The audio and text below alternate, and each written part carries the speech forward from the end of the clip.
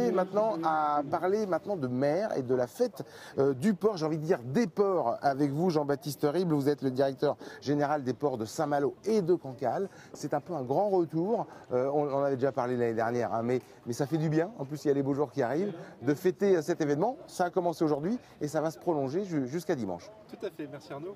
Effectivement, deuxième édition de la fête du port, la première avait eu lieu en octobre 2021 avec un succès au rendez-vous. On avait eu entre 5 et 6 000 personnes sur l'événement. Donc on espère faire plus et avoir plus de monde cette année. Et le créneau, le week-end s'y porte. Une fête du port qui, encore une fois, veut mettre à l'honneur surtout les métiers de la pêche, les métiers du port, les produits de la pêche aussi, la pêche côtière.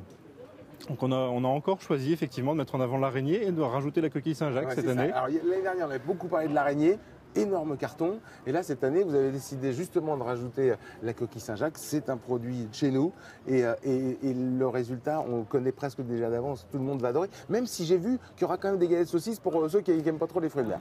Il faut pouvoir satisfaire tout le monde, effectivement. Et c'est vraiment une fête populaire. C'est vraiment quelque chose que l'on veut de populaire et d'ouvert. Donc l'idée aujourd'hui, on a commencé ce matin, c'est d'ouvrir aussi, surtout pour les scolaires, pour les groupes des écoles, des lycées, des collèges du territoire. On a beaucoup d'inscrits. Et de continuer cette fête jusqu'à dimanche, effectivement, avec tous nos partenaires, tous nos utilisateurs. On a aussi des nouveautés cette année, on a des visites de grues, on a des visites de remorqueurs, on a aussi des visites du Sésame, le centre d'entraînement à la survie en mer. Donc vraiment tous nos partenaires et tout l'écosystème s'est mobilisé pour cette belle fête. Oui, il y a même des élèves, alors on pense aux élèves de l'école hôtelière de Dinard et puis ceux de Saint-Jean-des-Grès qui vont venir s'affronter, alors de façon très amicale, autour d'une recette de l'araignée, c'est ça? Oui, c'est en cours. Le concours est ce matin, donc là je pense qu'ils sont sous les fourches codines du jury. Alors ces 3 jours de fête des ports de Cancale et de Saint-Malo est soutenu alors, par la région Bretagne, déjà, qui a répondu présent, par la ville de Saint-Malo et les villes de Cancale, ça c'était une palissade. Le comité des pêches également d'Ille-et-Vilaine, ça veut dire que tout le monde se rassemble autour de ces 3 jours de fête. Oui, c'est vraiment un bel événement partagé, construit ensemble et vraiment pour mobiliser toute la filière et tout l'écosystème. Ouais. Et puis on n'a pas parlé des animations, il y aura également des concerts. Il y a des scènes musicales tous les soirs et d'autres concerts au fil de journée sur les jours de ce week-end. Il y a également des animations nautiques, la SNBSM qui participe avec nous cette année, qui proposera aussi des découvertes de J80 notamment. Donc un beau programme.